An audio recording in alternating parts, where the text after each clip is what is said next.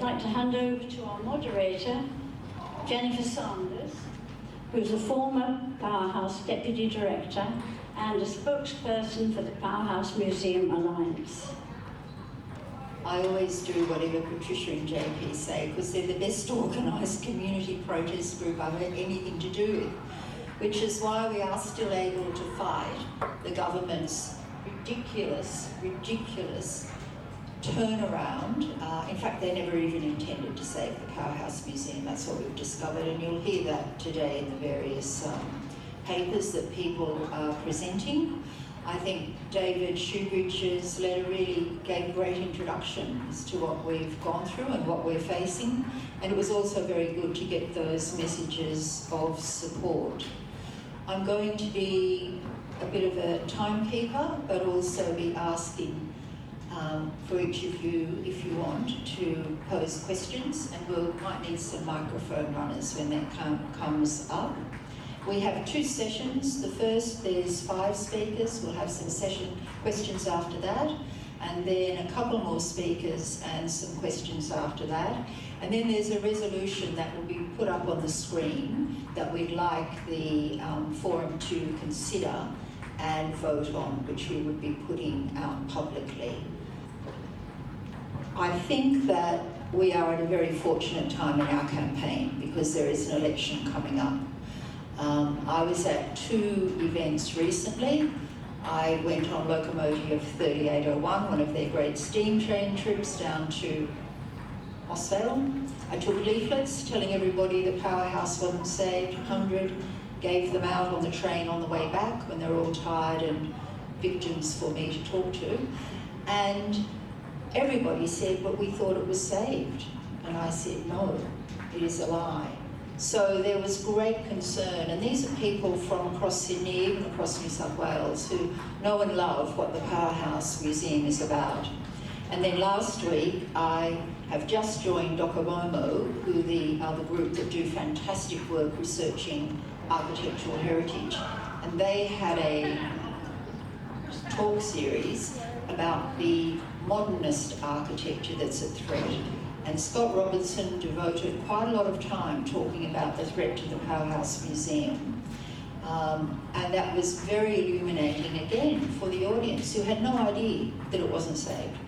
So that's what we're fighting. We have to get that word out. And that's why what Patricia and Jean-Pierre have organised today, what you are all doing with your presence here today is so important because you can spread the word, and whatever publicity, the story about Tom Lockley and the volunteers in the Australian this week was brilliant. Volunteers are the heartbeat of the museum, and they are being really deeply concerned about what is happening there.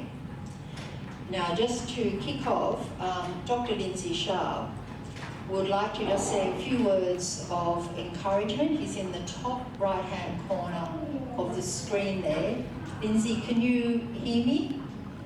I can, Jennifer. I'm hoping that you can hear me too. It's all fine. Very, very good. Okay, so the first thing I want to do is thank you all for coming out tonight, Friday night. At least both good. Secondly, I'd like to thank Jean-Pierre and Patricia so much for all of their extraordinary support over 8 years. And with that, I'd also like to thank Rachel for walking out towards the screen, and Kylie, and obviously Jennifer, and all of the Tom Lockley, all of the other people who have been so stalwart in the last 8 years. I think there are really 3 things I want to say, 4 possibly. The first is that museums fundamentally are about 4 different groups, and I have a little bit of experience as a founding director of the Powerhouse, but also overseas in London and Toronto and so on. The most important parts of the equation are firstly the people, the staff, the volunteers, the curators, the experts in education. They're absolutely at the core of how things should work. The second obviously are collections and the ideas that support them.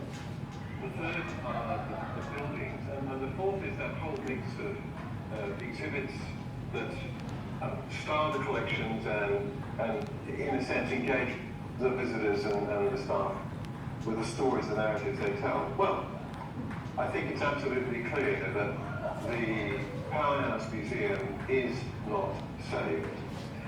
Anyone who tells you different, I'm afraid, is either delirious or in a parallel universe. I think the second thing to say, and I now have to very carefully say this, in my opinion, the government and the leadership of You Know Where are lying, dissembling.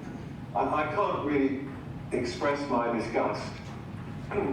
If you had seen this unfold in any other civilized country, even some very uncivilized ones, you simply would not believe it. And I can say that with a degree of experience. Excuse me. I think the fourth thing is, and I'm in a sense echoing what Jennifer has just said, and also I'm very active behind the scenes with various politicians and indeed journalists, and the Australian in particular at the moment.